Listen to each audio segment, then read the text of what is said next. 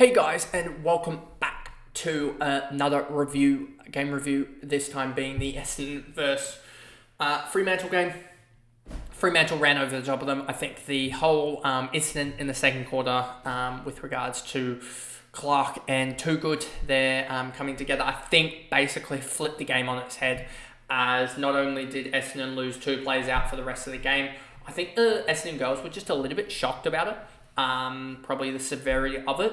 And I think it just, Fremantle may have just turned the momentum based on that collision there. And yeah, it sucks.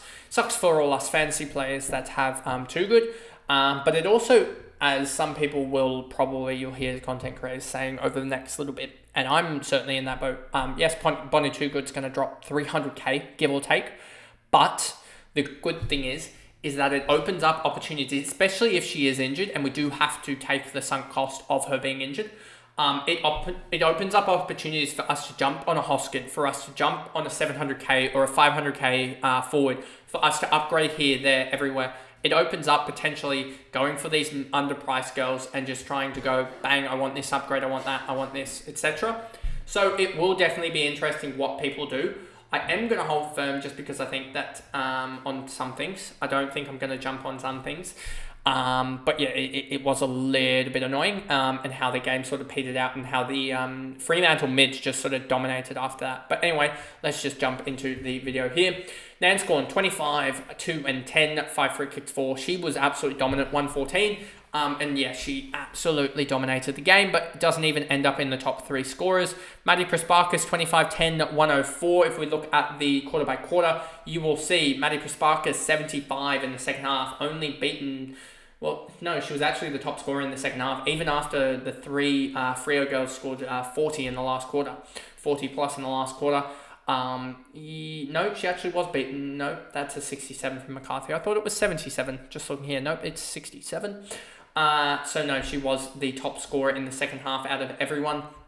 But a really slow first couple quarters for Prasparkas, and because I think she was getting tagged, but to turn a 29 into a 104 in the women's game is absolutely fantastic, to be honest, in the second half. So those people that had her got away with it.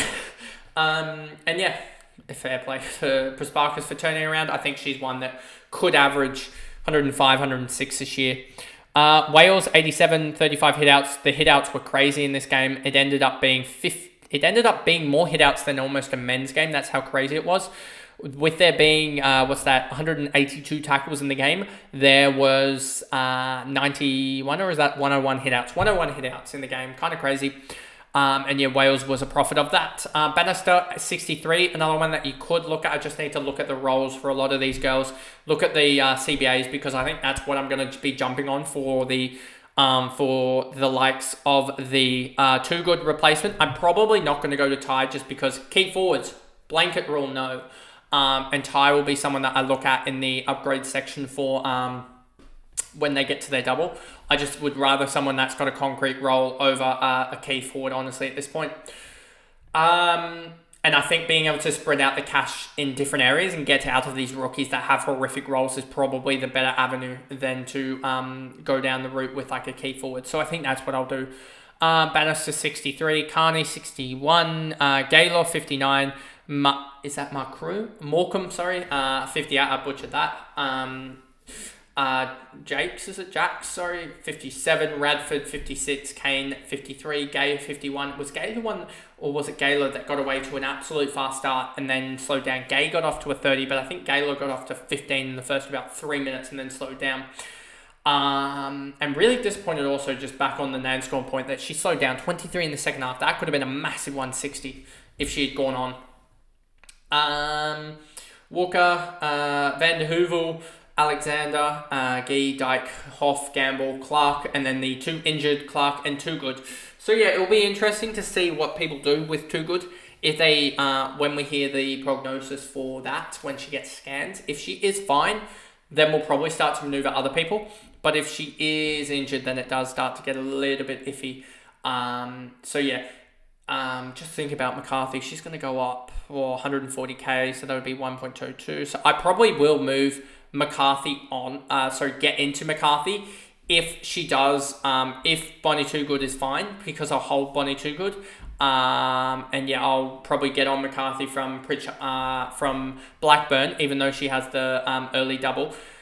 Move that on, get McCarthy scoring, yeah, that'll be some way that I maneuver around it. But I'm more leaning towards maneuvering Bonnie Too Good around, and spreading that out, getting out of these rookies and getting to these people that sort of are not really priced fairly in like Hoskin and some other girls, because I think they can genuinely gain 200, 300k, and you get out of these rookies that are going to score like 20, 30, 40, etc. McCarthy strong. Yeah, then we just move over to McCarthy here. This was annoying when you have her in your side on Wednesday, and then by Friday you've got her out as if Blackburn wasn't on the double, if it was someone else, then I probably would have restructured anyway. So probably if McCarthy was on the double in round 4, I would have definitely gone for her. She was the obvious pick in that regards if she had the double early. It was just the later double that I was like, I don't think I want her. I wanted to watch that midfield, and yeah, we just watched it just absolutely run through. And I was kind of surprised how weak the Essendon midfield was. Strom as well, absolutely dominated, so got another 60 points on top of Blackburn, basically ripping apart Blackburn's early double scoring. So yeah, that was also surprising as well. Ty as well, 120. She absolutely dominated as well as tall, kicking 4 and having 7 marks, 7 tackles. Hayley Miller, 92 as well. She did pretty well, 28, 27, 22, 15. A little bit slow in the last quarter. Renales, I think, Runners, I probably butchered that. Yeah, she ended up with 82, 10 touches, probably a lot of tackles here, just guessing. 10 tackles there. Huge tackle numbers for most of the Freo midfielders. Dana East with 17 disposals for 70, a little bit slow there in that regard. Probably didn't get involved in the goal kicking, which was up there. And then you've got Kaufman there, 60, Newton, 60, Seth, 51. Gabby O'Sullivan, probably someone that I'm not going to jump on. 49 from her.